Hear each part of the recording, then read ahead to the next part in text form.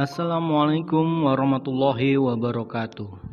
Selamat pagi, salam sejahtera, serta salam sehat untuk kita semua. Puji syukur kita panjatkan kehadirat Tuhan Yang Maha Esa atas berkah dan rahmat-Nya di pagi hari ini dalam keadaan yang mungkin kurang bersahabat di masa pandemik ini. Namun, semangat dan niat kita dalam sehat serta mencari ilmu bagaikan karang laut yang tangguh dihantam ombak. Percayalah, Tuhan kita akan tetap bersama dengan kita melebihi kesetiaan manusia pada umumnya. Amin.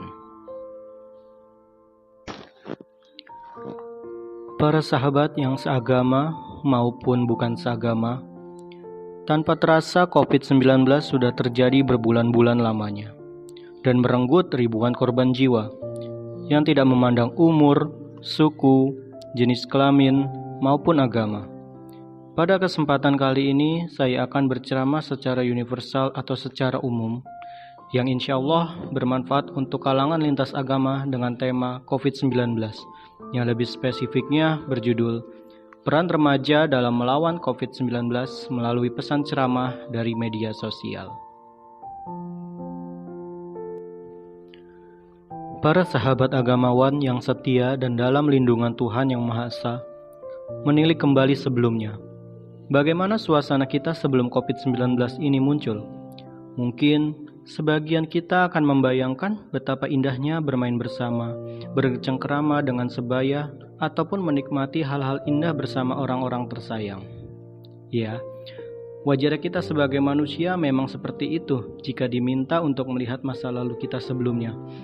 Akan tetapi masa lalu bukan hanya mengenang yang indah para sahabat agamawan, tetapi kita juga perlu introspeksi diri dari hal yang dulu salah atau buruk yang pernah kita lakukan di masa lalu. Ya, coba kita bayangkan dan ingat kembali sejenak. Mungkin dahulu kita suka mengabaikan tugas atau pekerjaan ataupun sekolah dengan cara bolos, izin bohong, ataupun menyiapkan waktu kita bersama rekan dan teman-teman secara langsung atau bersama. Ketika pandemik saat ini, kita merindukan itu semua, bukan? Kita menginginkan bertemu muka secara langsung lagi, bukan? Rumah memang istana kita. Tetapi apa yang terjadi jika berbulan-bulan lamanya kita terkurung di istana kita juga? Tentulah menjenuhkan.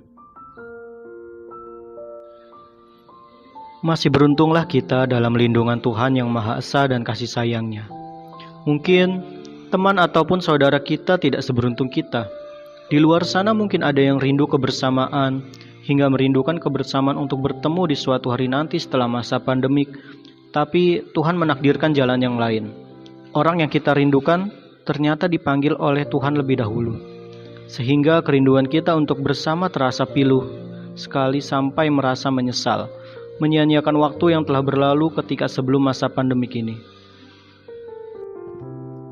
Para sahabat agamawan, percayalah ini memang bencana. Yang namanya bencana memang tidak mengenakan. Tapi cara berpikir kita bukan ke arah sana. Percayalah, ketika Tuhan memberi ujian, maka Tuhan akan memberikan hadiah yang berkali-kali lipat dari hasil kesabaranmu menghadapi ujian tersebut. Karena Tuhan Maha Penyayang.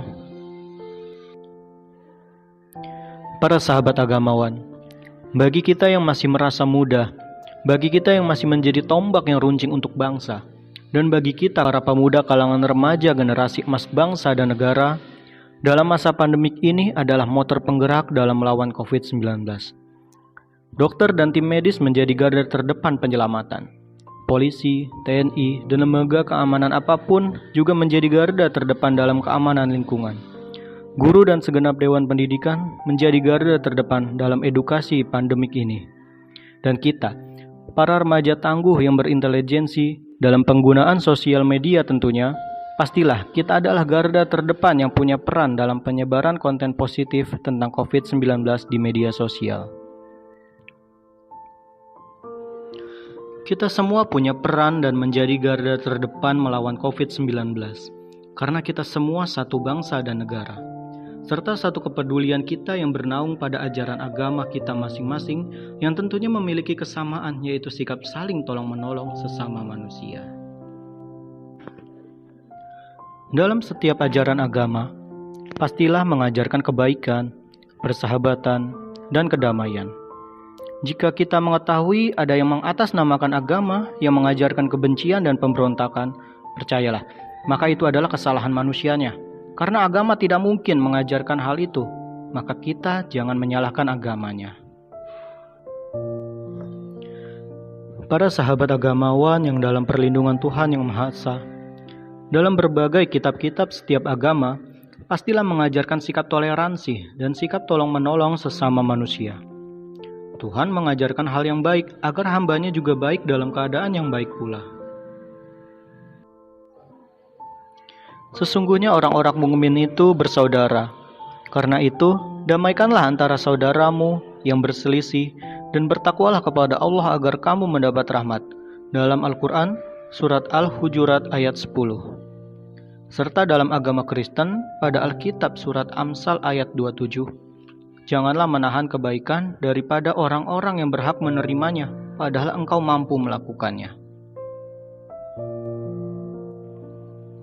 Dari kedua surat yang berbeda kitab dan agama pun memiliki satu visi yang sama, yaitu menjadikan kaum-kaum dalam agama agar berkehidupan dengan cara yang baik, yaitu sikap tolong-menolong.